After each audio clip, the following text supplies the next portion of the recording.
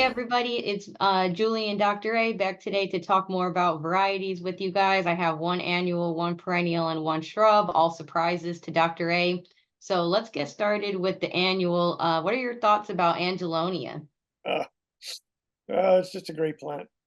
When Angelonia came out, and again, I've lost all track of time. I'm old like that, but let's just say 15 years ago, and certainly in 10 years ago, they were wonderful plants because they tolerated all sorts of weather abuse. They tolerated heat. One of those plants that if you have a lot of heat in the summertime, you can put in Angelonias, and that's not going to bother it. They also, however, were quite tall and quite big and quite lanky, and but boy, the breeding of these has just done wonders to this plant. We have essentially, I'll say, dwarf angelonias that, again, maybe 6 inches tall. And you have angelonias, for instance, we saw in 2023 at CAS for 2024 CAS for 2025 that have stems that are so strong, you could use them for cut flowers without any problem. So the breeding and the colors and the performance of Angelonia, I think, is just top notch. So that would be, again, a great annual. It's not, we have so many plants from which to choose. You have to make decisions sometimes, and you're going to probably grow impatiens and petunias and begonias and stuff, but you're going to have some of these other ones. And Angelonia would be one I would choose for sure. I'm glad you mentioned about how it could be used as a cut flower too, because that's primarily what I like about it the most. Yeah, no, they all could be used for cut flowers. And some of the breeding I'm seeing now, they're not so tall in the garden that you can't handle them, but their stems are strong, so they're not going to fall over or anything.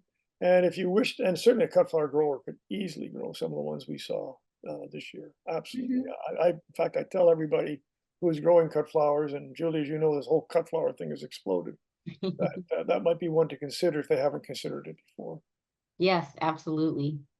As for perennials, what are your thoughts on sedum? Oh, jeez.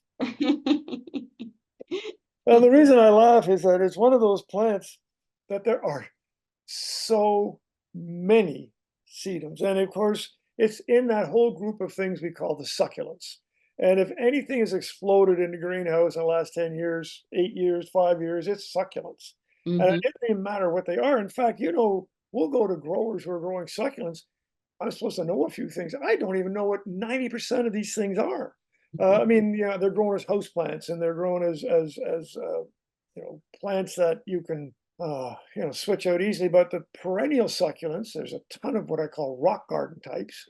They are absolutely hardy. Sedums is the name that we're talking about here. But the sedums that are grown as shorter plants are terrific for fronts of the border, for even falling out of containers, for even ground covers. Absolutely.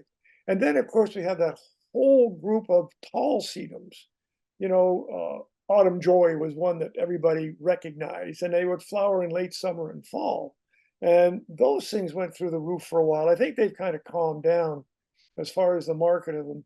But again, for something, if I was a perennial grower and I'm growing kind of common perennials, i.e., perennials that have some substance to them, there's a ton of the autumn joy type sedums with darker foliage, with lighter foliage, with pink flowers, deep, deep red, and they're pretty easy to grow. And they don't need a lot of water, they don't need a lot of anything. And many of them are certainly sufficiently cold hardy and hot hardy, I may add, that they can do a very good job. But the reason I laughed again, there's so many of them. Yeah. So, choose your poison. But most of them are very, very good. And people, they love the short ones as well. They really do, and they've been in gardens for a long time. Hmm. And then for the shrub, how about viburnum?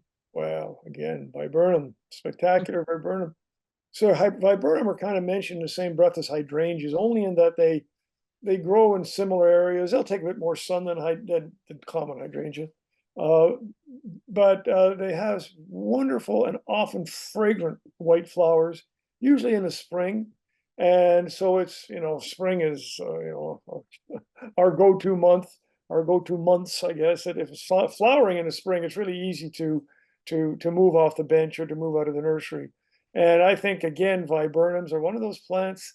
that provide us with good function and form. It's a nice shrub, good flowers, and for many of them, and add to the flowers fragrance, and then for many of them, extraordinarily good fruit. So the red fruit, so it goes right into the fall with some handsome color. And again, it also can be cut back and pruned and shaped quite indelicately if you wish. But viburnum is that's again one of those backdrop shrubs that you kind of walk by, don't even know it's there, but it serves a wonderful function. Yeah, viburnum's a great shrub. Good choice, real good choice. Thank you. Really good. Well, that's all for today, but stay tuned for more videos soon. Thanks, guys. Thank you, everybody, and we'll just keep on trying to inspire and get everybody to just love these things as much as we do. Yes, All we the best. will.